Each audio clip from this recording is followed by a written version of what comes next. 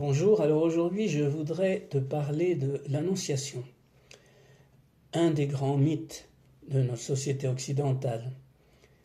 Parmi tous les grands mythes qui existent depuis la mythologie égyptienne, romaine, etc., on peut considérer ce mythe de l'Annonciation, c'est-à-dire l'annonce de la venue, de la naissance du Christ, au niveau ésotérique et spirituel, comme une légende. Et les légendes et les mythes ont ce pouvoir de changer notre vision du monde, ou plutôt de comprendre comment le monde fonctionne. Donc l'annonciation, c'est une annonce. Et pourquoi fait-on une annonce? Dans la vie de tous les jours, on fait beaucoup d'annonces. L'annonce d'un mariage, l'annonce d'un décès, etc. L'annonce, en fait, nous avons du mal à la faire parce que quand on la fait, on a peur de devoir se dédire, de devoir changer d'opinion et que les autres le sachent.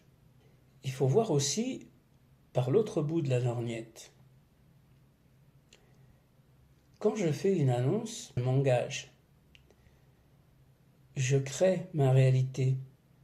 Il y a quelque chose de profond en moi qui s'exprime. C'est la pensée qui devient le verbe, qui devient la parole. Et qu'est-ce qu'il y a après la parole? Eh bien, après la parole, il y a l'action. Et donc, quand on fait une annonce, on s'engage sur quelque chose. Tous les projets qu'on fait, il faut les annoncer.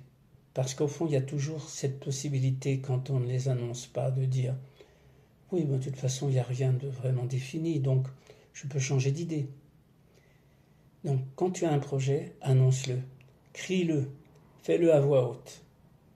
Voilà, je te souhaite une bonne journée.